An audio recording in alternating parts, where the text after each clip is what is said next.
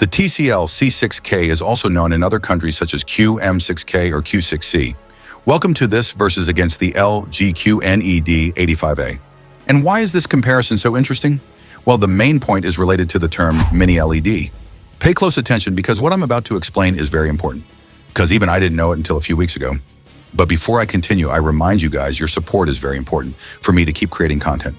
For this, go to my Patreon page, click on membership options, and then choose the memberships that suits you best according to your budget. Thank you very much. Now let's continue. It turns out that the term mini LED isn't legally regulated, therefore it's not necessarily related to full array local dimming or FALD. In fact, the term mini LED is simply associated with the size of the LED lights, which are supposed to be at least a little smaller. So even if it's a TV with edge LED backlighting technology, like the QNED85A, the brand is taking advantage of this loophole to claim that the model is mini LED.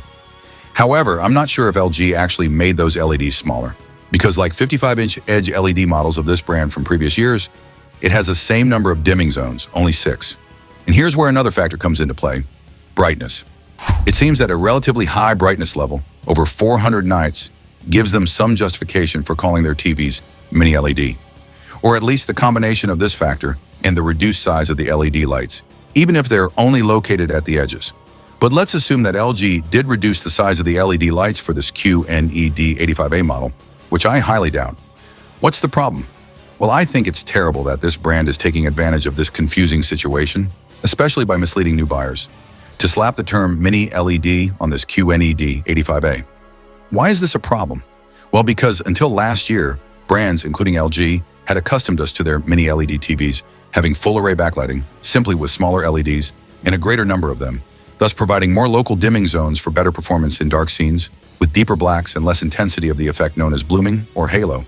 So now it turns out that the Korean gentleman, or rather the two Korean gentlemen, because in addition to LG, Samsung also joined in this kind of deception, decided to change the rules of the game, which, although not legally regulated, was at least on the right track until now.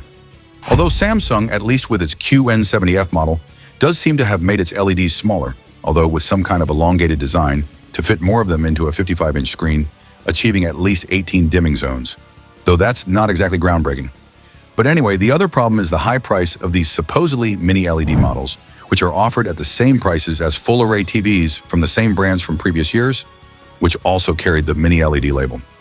But back to LG, look, the 2022 QNED85 did have full array backlighting technology with 120 dimming zones, and its performance in dark scenes was acceptable. I'm not saying it was great because it had an IPS panel, which caused a lot of blooming or halo effect, but at least it was full array, and its release price was the same as this 2025 QNED85A model, at least in many countries. Of course, after several months, the price of this QNED85A has been lowered, but the same thing happened with the 2022 QNED85, and I remind you that the QNED85 of 2022 did have full array backlighting with local dimming. Let's say it was a real mini LED TV. So what's the other problem? Well, in dark scenes, resuming this comparison against the TCL C6K, the Chinese brand's model does a much better job because it does have full array backlighting technology with local dimming. In fact, we could say it is a real mini LED if we consider the concept we were used to about 4 years ago. And the local dimming function does a fantastic job on the TCL. While on the LG, it's a complete disaster, even more so if the content has high dynamic range, and even worse if you're watching this type of content with subtitles, because the halo or blooming effect is simply terrible, very distracting. And as I said, the result is awful on the LG, especially when the content has any kind of high dynamic range technology, as is the case with this TV show, The House of the Dragon, which has Dolby Vision. Because as you can see, there's too much of the halo effect, which is very annoying and distracting, whereas in the TCL, that problem is practically imperceptible. However, when the content is in standard dynamic range, the result on the LG is at least tolerable. I use the Xbox Series X console to disable high dynamic range and show you these results. But obviously, the performance is still better on the TCL. Nevertheless, the LG has some very positive aspects. Thanks to its ADS panel, color accuracy is better, and it also displays more vibrant results influenced by the dynamic QNED color technology it uses. I think you also noticed this in dark scenes. It's also worth mentioning that the LG has more brightness. Remember that the brightness levels in both models vary depending on the picture mode and screen size. That is, larger versions of both models may have slightly more brightness compared to these 55-inch sizes. The LG has the advantage of offering a wider variety of picture modes, especially in standard dynamic range. It's also worth mentioning that the Web OS operating system lets you create a picture mode according to your preferences, thanks to the personalized picture wizard, which I find very useful. Of course, you can also use the other picture modes it offers, all of them with a pretty good out-of-the-box colors accuracy. Clearly, another very important advantage of the LG with its ADS panel is its better viewing angles. While TCL claims its TV has an HVA panel, the pixel configuration remains VA, meaning vertical alignment, and although the viewing angles aren't bad, the results aren't as impressive as promised on their website. Therefore, anyone who needs better viewing angles, better color accuracy, and greater brightness would be better off choosing the QNED85A. I also want to emphasize that the color accuracy remains much better on the LG, even if you increase the color depth parameter to its maximum capacity. Well, the results on the TCL aren't bad, but as I said, the LG is significantly better. And I want to emphasize that the great advantage of the QNED85A, thanks to its ADS panel and dynamic QNED color technology, is precisely this. It's also important to know that both models are compatible with Dolby Vision high dynamic range technology. This technology will only activate automatically and only when the TVs detect that the content uses this type of technology. They will then generate these picture modes, with more of them on the LG, and also with better results in terms of accuracy, volume, and level of detail. And I'll say it again, the results in this area on the TCL aren't bad at all. They're simply much better on the LG. The uniformity of gray tones is slightly better on the LG, showing less of the dirty screen effect. However, when viewing content with a high color volume, I don't think the dirty screen effect is noticeable or bothersome on either of these models. I also want to highlight the image upscaling, which is good on both TVs, though not perfect. Let me explain. First of all, don't expect a modern 4K TV to display 4K results if the content resolution is low. That's never going to happen. Don't be fooled if sellers promise otherwise. Second, if that were the case, it means, for example, if you're watching a very old movie, both TVs will do their best to display the smoothest and sharpest possible image with minimal pixelation, so the result isn't distracting. I simply mean that the LG performs slightly better, though not by a significant margin. Regarding motion handling, the results are very good and almost identical on both models. You can manually adjust the amount of judder and blur. Or for judder, you can choose to have both TVs handle it automatically. The results are very good and very similar in both, with a minimal and not at all annoying amount of artifacts. For gaming, the most important thing to know is that the TCL has 4 HDMI ports. 2 of them support 120 Hz and 144 Hz in 4K with variable refresh rate technologies. The LG, on the other hand, supports 120 Hz in 4K across all 4 HDMI ports, also with variable refresh rate technologies. This means it doesn't support 144 Hz. However, 120 Hz is more than enough for current generation gaming consoles. The results in both models in terms of motion handling and picture quality are very good. I personally didn't notice any ghosting effect on either of them.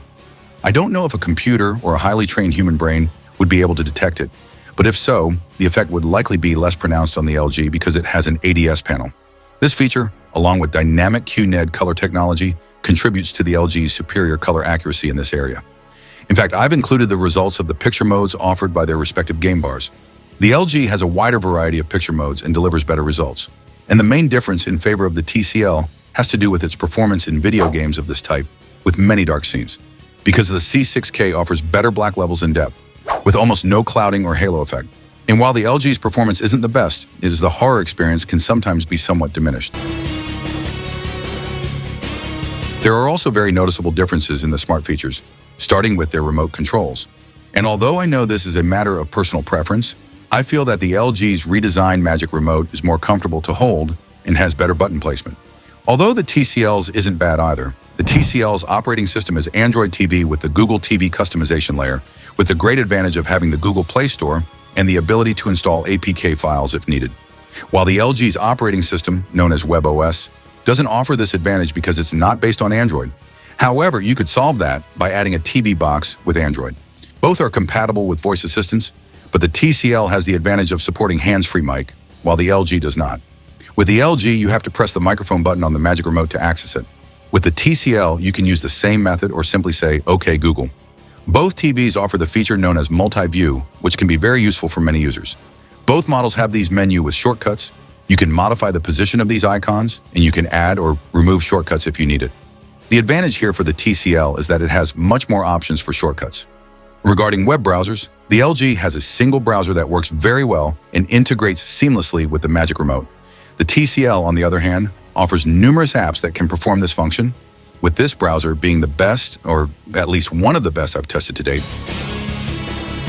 As for the performance of their sound systems, while the LG allows you to create a custom sound mode using its personalized sound wizard, the overall performance, regardless of the sound mode you choose, is significantly better on the TCL in terms of clarity and especially bass, thanks to its small subwoofer.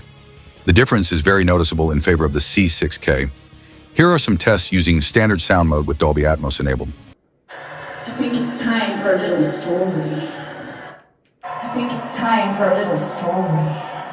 One day, around by fire, imagine our fire. One day, around by fire, imagine our fire. To be turning into the trumpets of fire. To be turning into the trumpets of fire.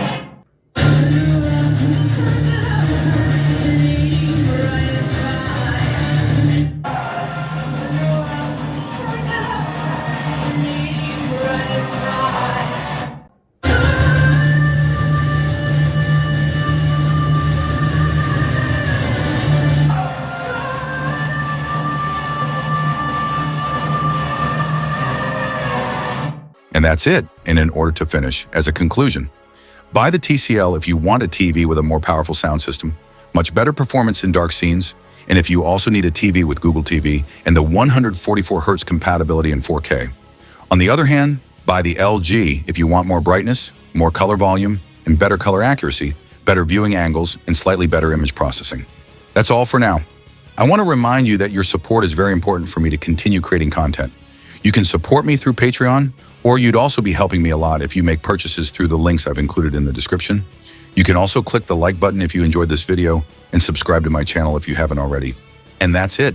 Let me know in the comments which of these two TVs you would buy and why. Thanks so much for watching, and see you next time.